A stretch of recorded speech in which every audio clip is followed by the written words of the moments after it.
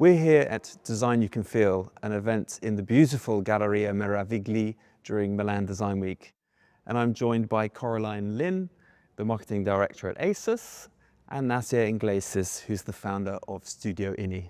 Coraline, the name of this exhibition, Design You Can Feel, where did that come from? So here in this exhibition, everything is about getting people engaged through the installation, through all the amazing element here. So you could feel the design through Nassia's elegant, beautifully mechanical engineering installation.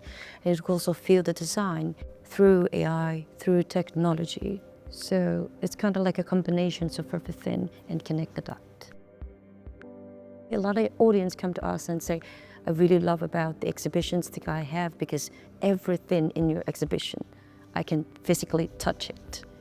I think that's kind of the things we want to celebrate and the things that we really want to have fun in this exhibition, the design you can feel. And Nassia, tell us about the installation. It's called Willful Wonder. What was the thinking behind that name, and what were some of the things you were exploring with the installation? It was to create this element of wonder in how we relate to materials, to form, to structure. There's a starting point of the material itself, crafted, the aluminum and the aluminum honeycomb that creates a wonder of the senses, both in touch and in vision.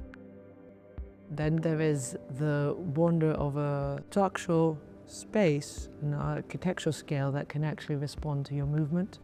And then in sort of conclusion of that experience is looking at how the constructs of artificial intelligence can actually be used as a point of inspiration, where we're drawing on the data of human behavior, of how they are experiencing the space and the installation, and from that generating an abstraction of a data-generated space.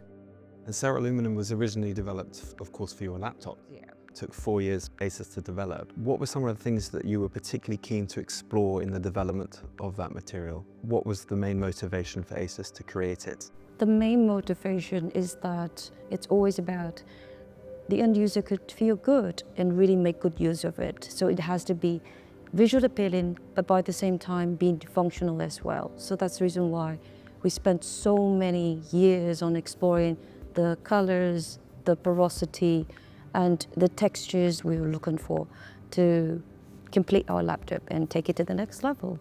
So just by looking at it, when you feel it, the tactile experiences immediately tell you this is ASUS Zenbook. You talked about nature-inspired as relates to aluminum, and of course that material has wonderful tactile properties, rather stone-like properties. And Nassia, when you presented the idea for this installation originally, you also referenced to nature.